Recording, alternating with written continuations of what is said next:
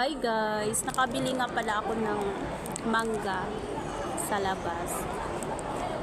So ayan, kain tayo guys. Merong asin.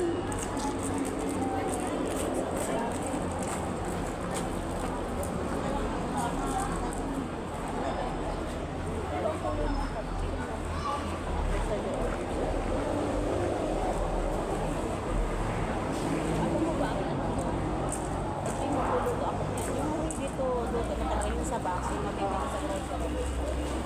Hindi nila pinapansin ang hatid talaga promise, hindi nila pinapansin sa bahay. Pero nung pumunta sa baza, nakita niya ang hawak ko. Ginagawa niya sa akin, kinain niya. Nagustuhan niya na.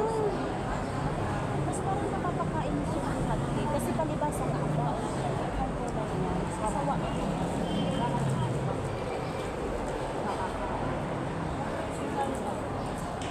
Ay, di uhaw, nauhaw. Yun lang, balik na naman yan dito. Uminom lang ng tubig. Bakit pa? Nini yung ano niya, dagnay. Nini. Ang nagustuhan ko sa kanya, madaldal siya pero hindi siya marites. Hindi yung palasira ng tao. Kasi ayaw ko.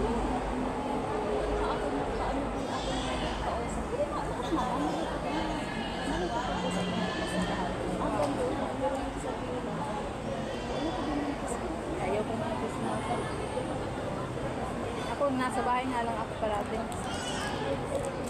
Magantay ka na sa'yo, madalas. Basta bahay, halos talaga hindi nakakalabas na ako. Hindi kami sa may-ari lang pag magdadala ng bill. Hindi talaga promise. Pero yung bill niyo, ay yung mayari, malapit lang. Doon lang mismo nakatira sa dinadaanan lang kami. Halang yan, garden ko. Halang, ganahan ko halang. Alam kaya. Ganahan ko. Alam kaya. Hindi yata siya Indian Mingo yun. Dili, taho.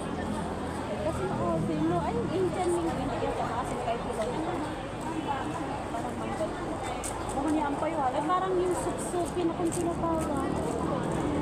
Suksuki. Parang ganito siya.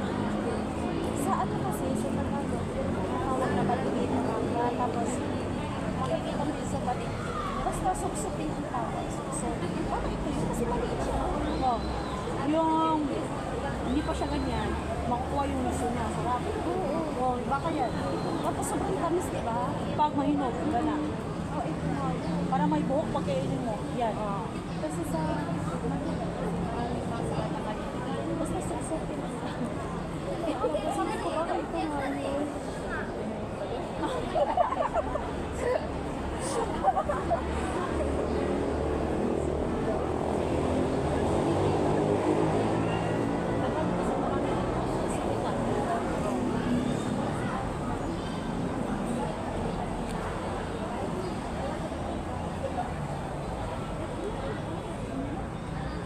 Sa garlic niya. Alam ka, mga disciple. Sobrang asin. Baligyan lagi ako. Baligyan lagi kong balik-balik sa ulit. 75 at 6. Guys, andito kami ngayon sa maputik na daan kung saan maraming Kuhol. kuhol. Alam niyo ba yung kuhol? Oo. Yung linta, walang linta dito. Wala. Ay, linta pala. Yung tao na talagang linta. Ala. Diyos ko Lord, ano ba itong daan na ito? Sumunod lang kami sa'yo. Pangalong po Marcos, oh. Tingnan mo. Dito kami guys, naglakad sa gitna. Medyo maputik.